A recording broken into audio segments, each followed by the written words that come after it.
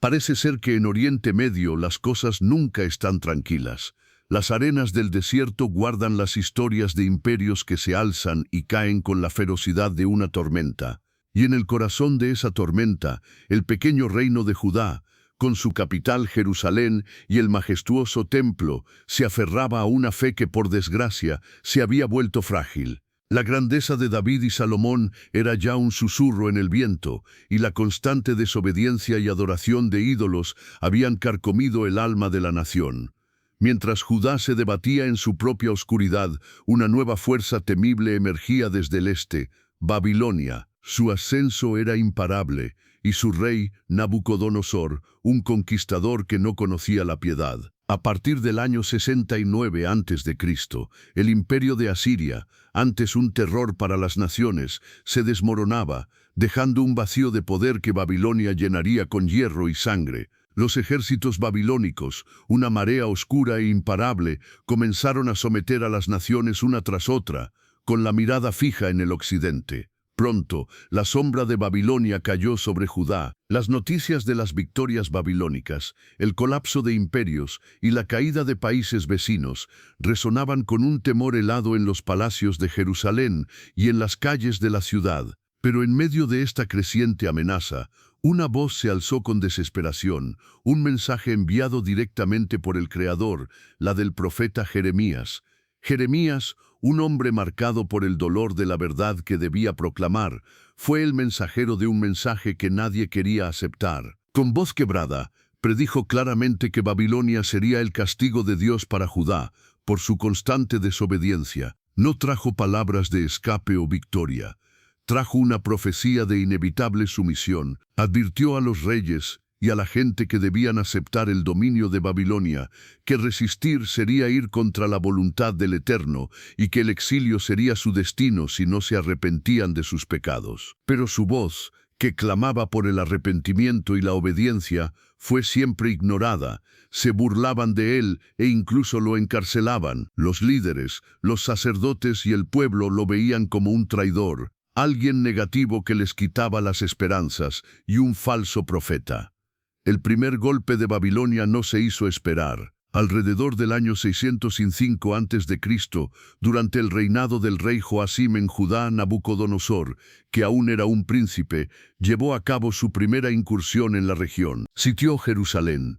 La ciudad, aunque no fue destruida en ese momento, sintió el poder aplastante del nuevo imperio. Como muestra de su control y para asegurar que Judá obedeciera, Nabucodonosor se llevó a algunos de los jóvenes más nobles y talentosos de Judá a Babilonia. Entre ellos estaba Daniel, junto con otros compañeros, quienes serían entrenados para servir en la corte babilónica. También se llevaron algunos objetos valiosos del templo, un presagio de la profanación que se avecinaba.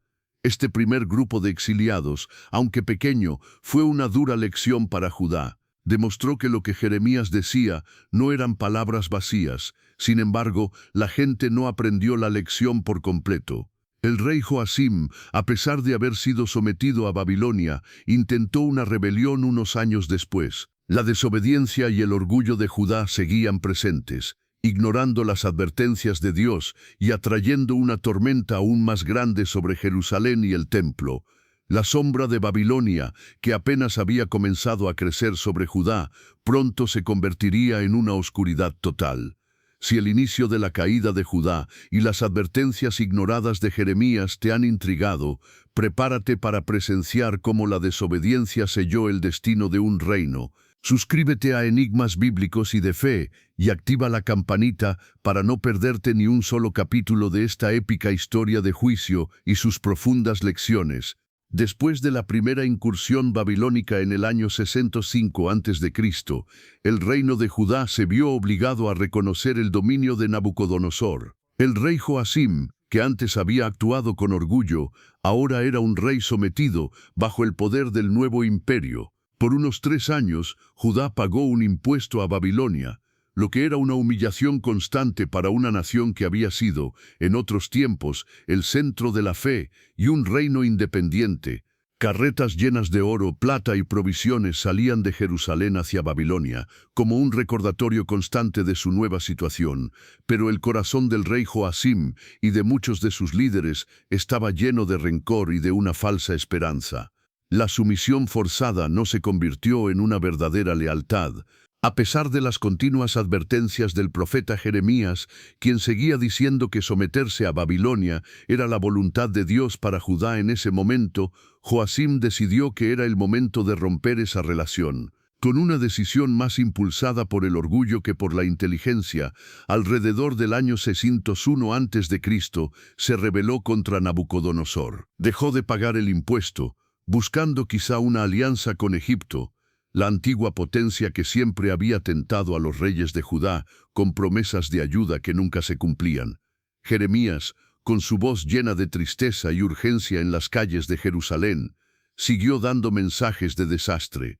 Les advirtió que rebelarse sería como un suicidio, que el único camino era obedecer a Babilonia. Dijo que Dios había puesto a Judá en manos de Nabucodonosor como castigo por sus pecados, pero sus palabras eran despreciadas. Lo arrojaban a pozos, lo metían en la cárcel, lo golpeaban. Su vida era una miseria constante, por decir la verdad difícil que la gente no quería escuchar. Los falsos profetas, en contraste, prometían paz y prosperidad, alimentando la ilusión de una victoria que nunca llegaría. El ciclo de desobediencia de Judá continuaba, arrastrándolos más profundamente hacia la destrucción. El rey Joacim murió en medio de esta rebelión y su hijo Joaquín subió al trono. Su reinado fue muy corto, como un pequeño brillo antes de una gran tormenta. A principios del año 598 a.C., Nabucodonosor, el rey de Babilonia, cuya paciencia tenía un límite, consideró que la rebelión de Joacim era un insulto directo a su autoridad.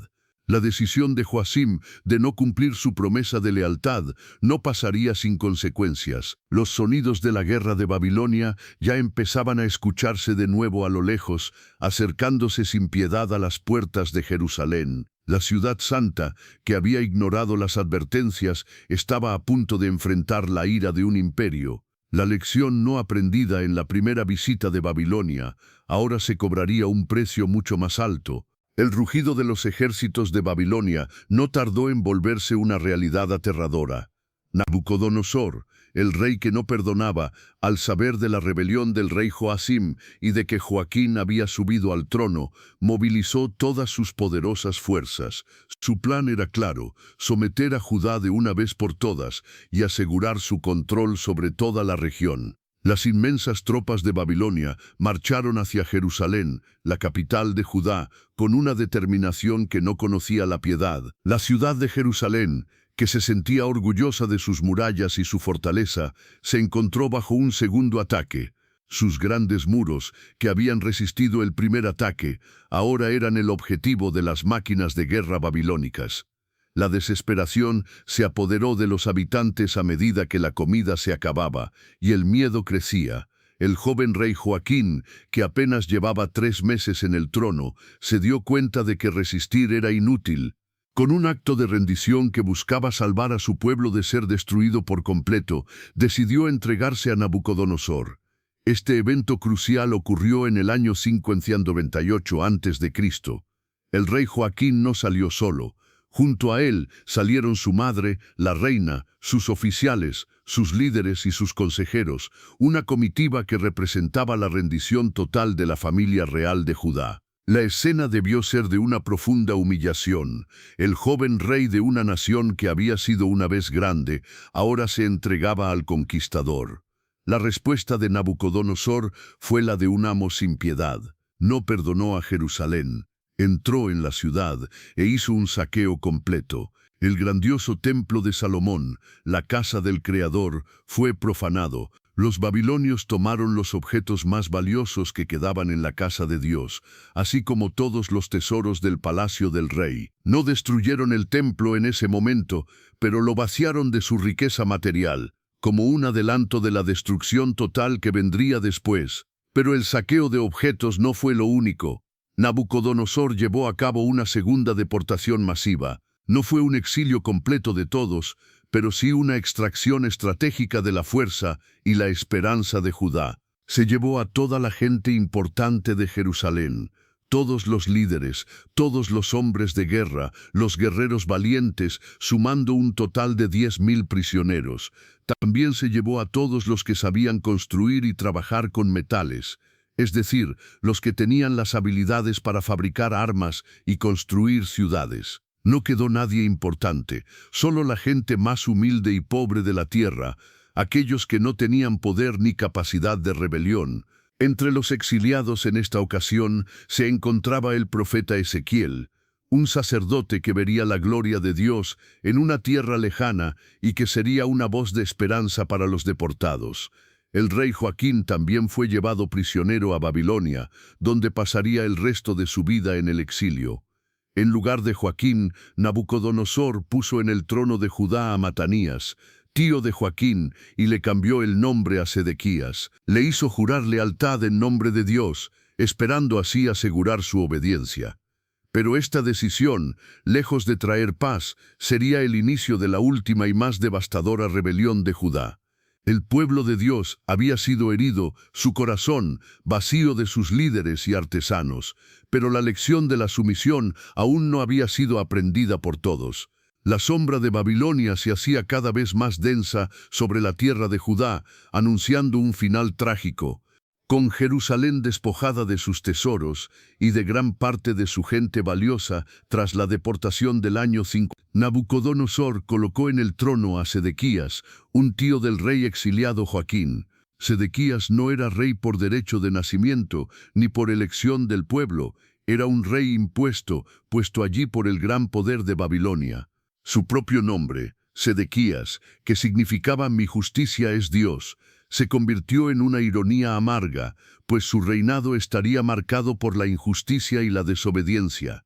Él juró lealtad a Nabucodonosor en nombre del Creador, esperando así asegurar la paz para lo que quedaba de Judá, pero la paz que Babilonia ofrecía era una sumisión que humillaba, y el corazón de Sedequías y de muchos de sus líderes estaba dividido. La influencia de los falsos profetas era muy fuerte en Jerusalén. Estos hombres, llenos de orgullo y ceguera, prometían que pronto serían libres y que los prisioneros de Babilonia volverían rápido. Decían que el dominio babilónico se rompería pronto y que el templo y el reino de Judá recuperarían su gloria pasada sin necesidad de someterse.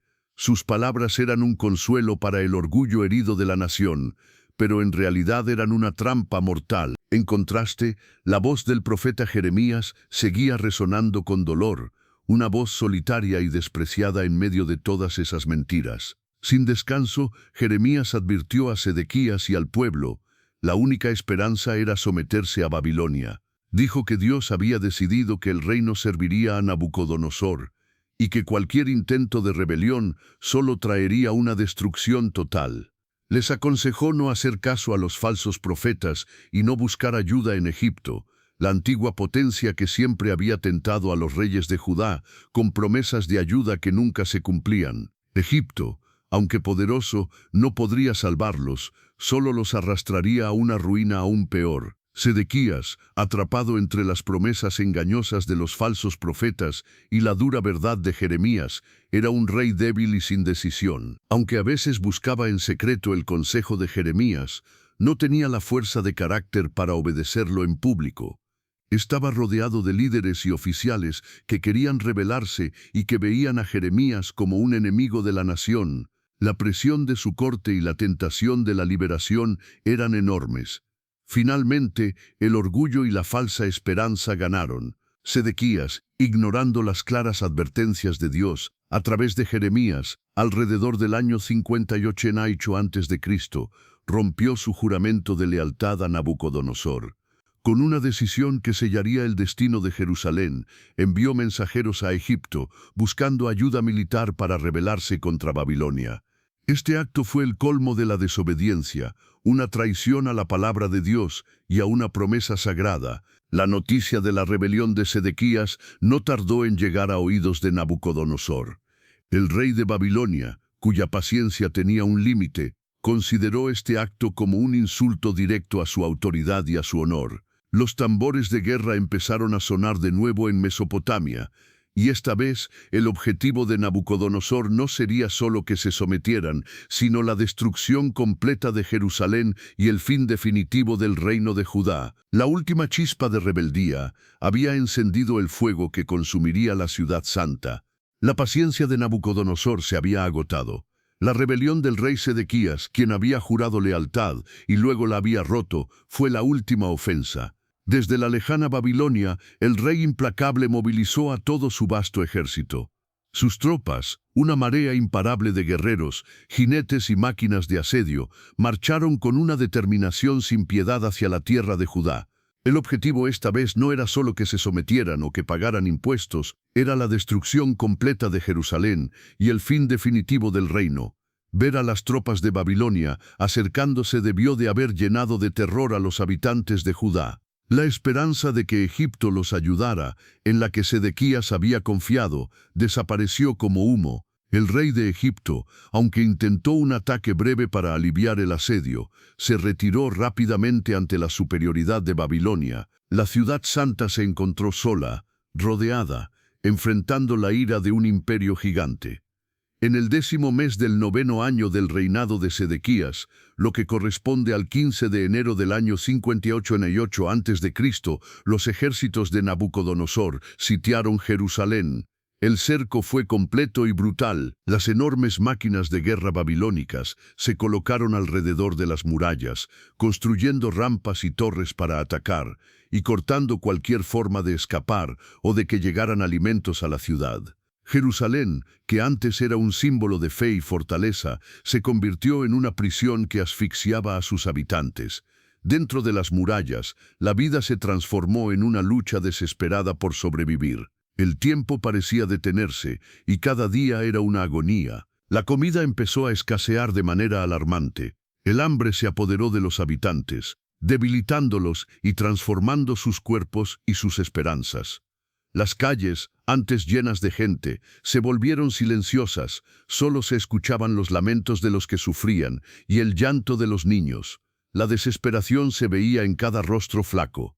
La enfermedad también se extendió por la ciudad sitiada. La falta de higiene y la debilidad por no comer hicieron que las plagas causaran muchas muertes de manera silenciosa. El miedo a las espadas de Babilonia se unía al terror invisible de las enfermedades, creando un ambiente de desesperación total.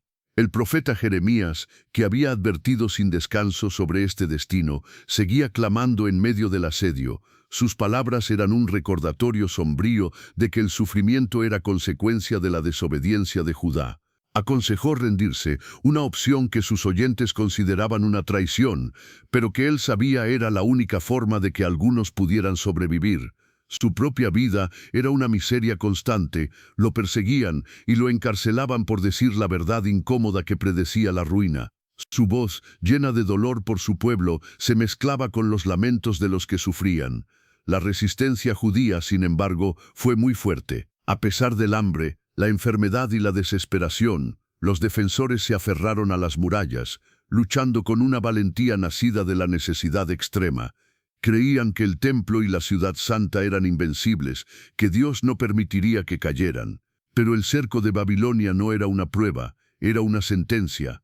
La ciudad estaba atrapada, y su destino, aunque luchaban con valentía, ya estaba decidido por las acciones pasadas de desobediencia.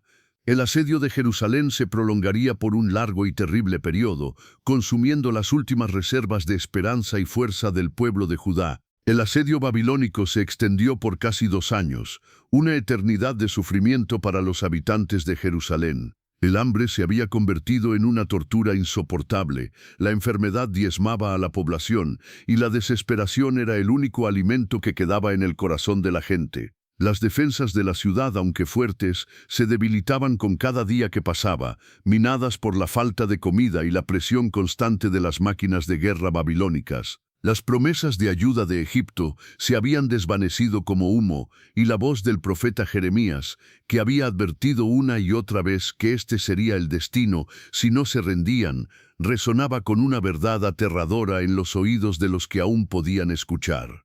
Finalmente, en el 11º año del reinado del rey Sedequías, el horror se hizo realidad. En el cuarto mes, el día 9, lo que corresponde al 18 de julio del año 50 y 86 a.C., la muralla de la ciudad fue finalmente rota. Los soldados babilónicos, con una ferocidad imparable, lograron abrir una gran abertura en las defensas de Jerusalén. El grito de los invasores resonó en las calles, mezclándose con los lamentos de los habitantes que sabían que el fin había llegado.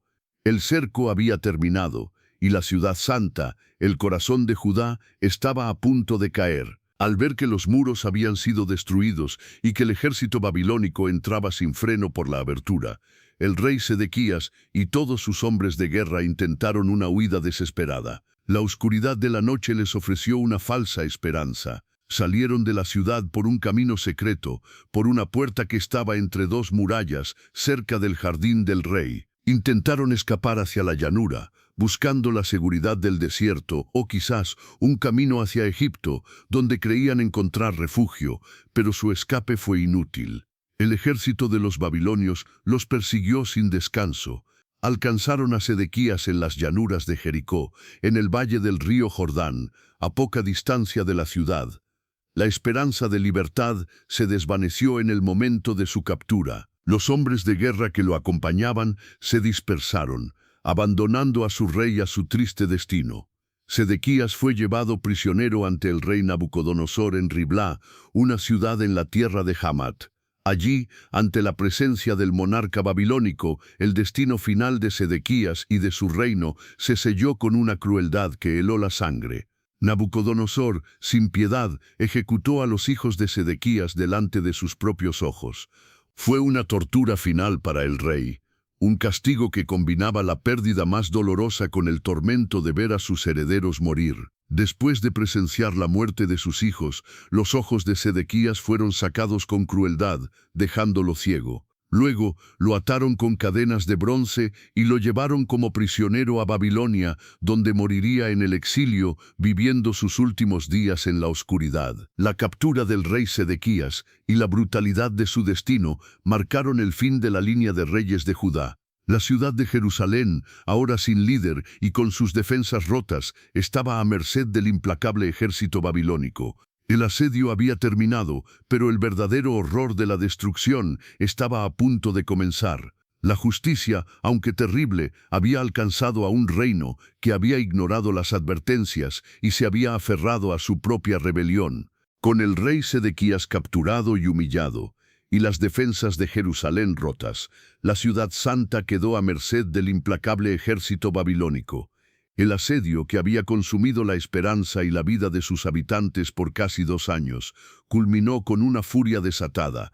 Aproximadamente un mes después de que los muros fueran penetrados, el 15 de agosto del año 50 y 86 a.C., Nabuzaradán, el capitán de la guardia de Nabucodonosor, llegó a Jerusalén para ejecutar la devastación final. La violencia de la conquista fue absoluta. Los soldados de Babilonia, sedientos de venganza y de riquezas, saquearon la ciudad sin piedad. No perdonaron ni las casas ni los palacios, y la matanza se extendió por cada rincón de Jerusalén. La resistencia que quedaba fue aplastada con una ferocidad abrumadora. Las riquezas acumuladas por generaciones fueron robadas, y las calles que pronto arderían se tiñeron de sangre. Pero el acto más devastador, el que marcó el corazón de la nación judía para siempre y dejó una herida que duraría milenios, fue la destrucción del Templo de Salomón. Ese majestuoso edificio, la casa del Creador, que había sido el centro de la adoración y el orgullo de Israel por más de 400 años, se convirtió en el objetivo principal de la ira babilónica. Los soldados de Nabucodonosor no solo lo saquearon, lo profanaron y lo demolieron sistemáticamente. Entraron en el lugar santísimo, el espacio más sagrado del templo, donde solo el sumo sacerdote podía entrar una vez al año. Los tesoros y utensilios que quedaban, los vasos de oro y plata que habían sido utilizados en los sacrificios y las ceremonias sagradas, fueron arrancados de sus lugares y llevados a Babilonia. Las grandes columnas de bronce que adornaban la entrada, el gran lavacro de metal, el mar de bronce, los carros sagrados, todo lo de valor fue desmantelado, roto en pedazos y transportado como botín. Luego, el fuego fue desatado. El templo de Salomón ardió con furia. Las llamas consumieron sus vigas de cedro, sus intrincados adornos de oro y sus preciosas piedras, reduciendo a escombros la gloria de una era. El humo denso y negro se elevó al cielo desde la ciudad en llamas, una nube de desesperación que cubrió todo el horizonte. Las poderosas murallas que habían protegido a Jerusalén y que habían sido motivo de orgullo y seguridad para sus habitantes fueron derribadas hasta sus cimientos, dejando la ciudad completamente expuesta. Los palacios de los reyes, las casas de los nobles y las viviendas de los ciudadanos fueron entregadas a las llamas, convirtiendo la que había sido la ciudad santa en una ruina humeante. La visión de Jerusalén en escombros, su templo profanado y quemado hasta los cimientos, era una imagen de desolación total. Los pocos que habían sobrevivido a la espada, al hambre y a la enfermedad del largo asedio, se vieron enfrentados a un futuro incierto. El orgullo de la nación fue quebrantado y su corazón devastado. La destrucción de Jerusalén y su templo en el año 50 y 86 a.C. fue la culminación del juicio divino, una advertencia para todas las generaciones de que la paciencia de Dios, aunque grande, tiene un límite y que la desobediencia tiene consecuencias devastadoras. Con Jerusalén en ruinas y el templo reducido a cenizas, el ejército babilónico no tardó en completar su devastadora misión. La ciudad, que había sido el corazón de Judá, ahora era un sombrío testimonio de la ira del imperio. Pero la destrucción de la capital no fue el fin de la estrategia de Nabucodonosor. El golpe final sería el tercer y masivo exilio del pueblo de Judá. Este último grupo de deportados fue llevado en el año 586 a.C., poco después de la destrucción del templo. Aquellos que habían sobrevivido a la espada, al hambre y a la enfermedad del asedio fueron reunidos. No se les permitió permanecer en su tierra. Se les arrancó de sus hogares, de los restos de sus familias y de los lugares que habían conocido. Con cadenas y en largas filas, los cautivos fueron obligados a marchar hacia la lejana Babilonia. Esta deportación no era un evento aislado, sino la culminación de un proceso que había comenzado años antes con el exilio de las élites y los artesanos. Ahora, vastas multitudes del pueblo común se unían a la diáspora. La tierra de Judá, una vez floreciente y llena de vida, quedó en un estado de desolación profunda. Las ciudades, saqueadas y quemadas, se convirtieron en montones de escombros. Los campos, antes cultivados con esmero, quedaron desatendidos, cubiertos de maleza. La vid y el olivo, símbolos de la prosperidad de la tierra, se secaron. Sin su gente, sin sus líderes, sin sus sacerdotes y sin su templo, Judá se transformó en un páramo, una sombra de lo que había sido un reino vibrante. Nabucodonosor, en un intento de mantener cierto orden y de asegurar la producción agrícola, designó a Gedalías, un hombre de origen judío pero leal a Babilonia, como gobernador sobre el pequeño remanente de gente pobre que había dejado en la tierra de Judá. Era una última chispa de esperanza para algunos que se habían dispersado por el campo, pero esta esperanza fue efímera. En un acto de traición que añadió una capa más de tragedia al drama de Judá, Gedalías fue asesinado por un grupo de compatriotas celosos en un evento que ocurrió meses después de la destrucción del templo, probablemente en el mismo año 5086 a.C.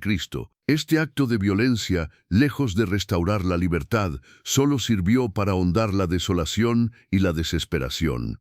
Temiendo la represalia babilónica por el asesinato de su gobernador, el remanente de gente pobre que quedaba en Judá, junto con algunos líderes militares, tomó una decisión fatal: huyeron a Egipto. Lo hicieron a pesar de las claras advertencias del profeta Jeremías, quien les dijo que el Creador se oponía a esta huida, que su destino era permanecer en la tierra o ir a Babilonia.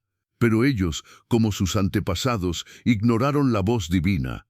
Así, la tierra de Judá quedó prácticamente vacía, desolada, sin rey, sin templo y sin la mayoría de su gente.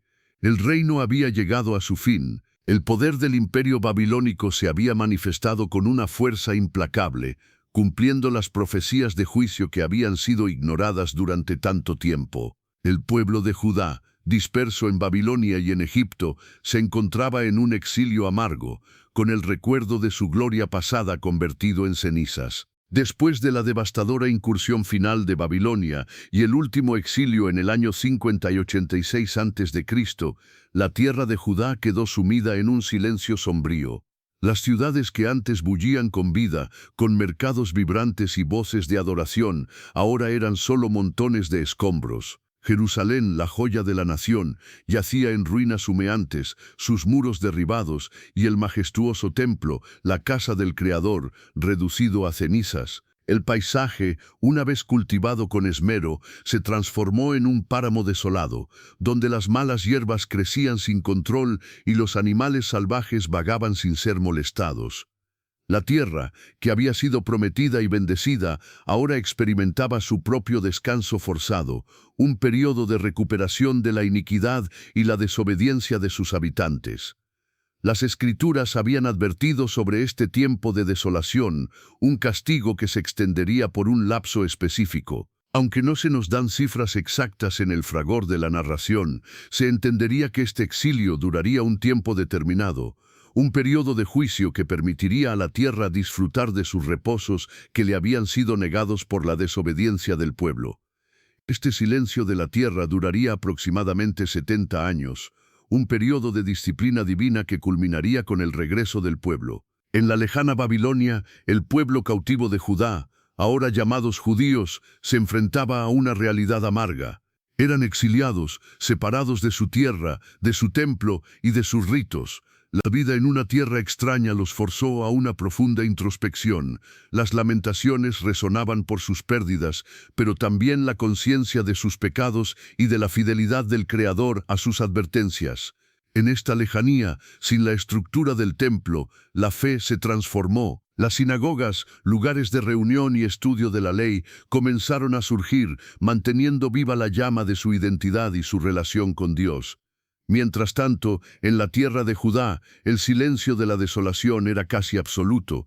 No había reyes que gobernaran, ni sacerdotes que oficiaran en el templo, ni multitudes que celebraran las fiestas. El control babilónico se ejercía a través de gobernadores designados, pero la presencia judía era mínima. La tierra de la promesa, el lugar de la alianza, se había convertido en un monumento a la desobediencia, un recordatorio sombrío de que la paciencia divina tenía un límite. Sin embargo, incluso en medio de esta desolación, las profecías de restauración persistían. Los mensajeros divinos, como Jeremías, a pesar de las duras palabras de juicio, también habían hablado de un tiempo futuro de retorno, de una nueva siembra y de una reconstrucción. El exilio no sería eterno. Era un castigo con un propósito, un crisol para purificar a un pueblo y prepararlo para una nueva etapa en el plan del Creador. La tierra vacía esperaba, paciente, el cumplimiento de una promesa que se extendería más allá de las ruinas y el olvido, una promesa que comenzaría a manifestarse con la caída del imperio babilónico alrededor del año 50 y 39 a.C.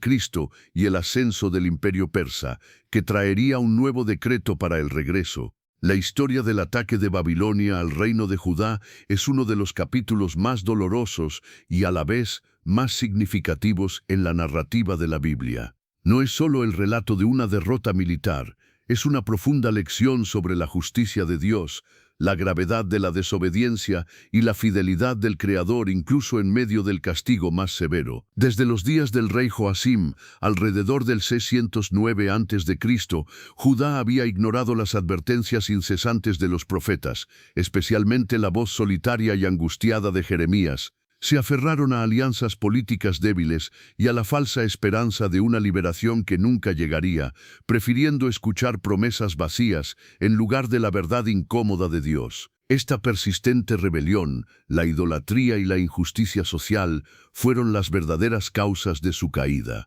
El avance de Nabucodonosor no fue un simple acto de conquista imperial, sino el instrumento del juicio divino. La devastación de Jerusalén y la destrucción del templo de Salomón en el 586 a.C. marcaron un antes y un después. El templo, que había sido el corazón de la fe y el lugar de la presencia de Dios, fue profanado y reducido a cenizas. Esto simbolizó el fin de una era, pero también preparó el escenario para una nueva forma de relación con el Creador, una que no estaría limitada por muros de piedra ni por sacrificios rituales. La profanación y el exilio fueron un crisol que, para muchos, purificó su fe, recordándoles que la verdadera adoración no reside en un edificio, sino en el corazón. El exilio a Babilonia en el 598 y 586 a.C.